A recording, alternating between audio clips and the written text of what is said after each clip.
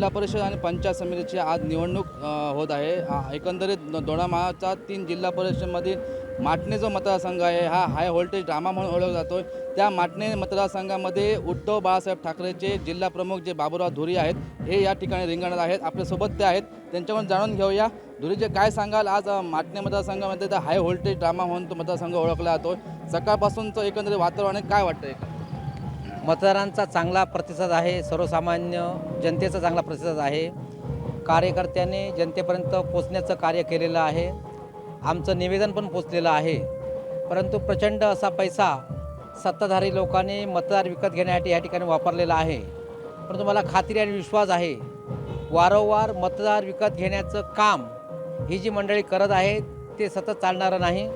ह्यावेळी पैसे घेऊनसुद्धा मतदार मात्र आपला योग्य तो निर्णय ह्या ठिकाणी घेणार आहेत, अशा प्रकारची माझी खात्री आहे। आज अनेक नेते सांगत आहेत की आमचा सदस्य निवडून द्या, तुम्हाला 1 कोटी देतो।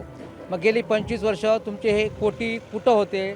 सर्वसामान्य जनता आज मणेरी मतदारसंघामधली पाण्यासाठी वणवण करते आहे। तिलारीचं पाणी तुम्ही माटण्यामध्ये आणणार होता, ते कुठं गेलं? पिण्याचं पाणी देणार होतं, ते कुठं गेलं? रोजगार होता, तो कुठं गेला? मात्र मतदारांना पैसे द्यायचे, मतं विकत घ्यायची, अशा प्रकारचा दृष्ट हेतू जो आहे तो ह्यावेळी त्यांचा निश्चितपणे सफल होणार नाही आणि त्यांना योग्य ती जागा इथले मतदार दाखवल्याशिवाय राहणार नाही।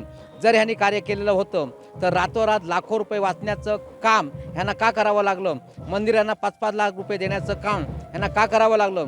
शाळेच्या भिंती ह्या ठिकाणी पडत आहेत, शाळेमध्ये शिक्षक नाहीत हे ह्यांना दिसत नाही। मात्र मतांचा एक गट्टा मतं मिळण्यासाठी त्या ठिकाणी मंदिरामध्ये पैसे ठेवले जातात, मंडळाला पैसे दिले जातात, गरीब मतदारांना ह्या ठिकाणी पैसे देऊन त्याची मतं विकत घेतली जातात।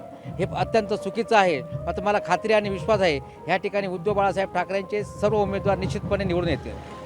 निश्चितच एकंदरीत भाजपचे युवा नेते जे विशाल परब आहेत हे गेले 2 दिवस या ठिकाणी ते फेरफटका मारतात, मतदारांच्या भेटी घेतात।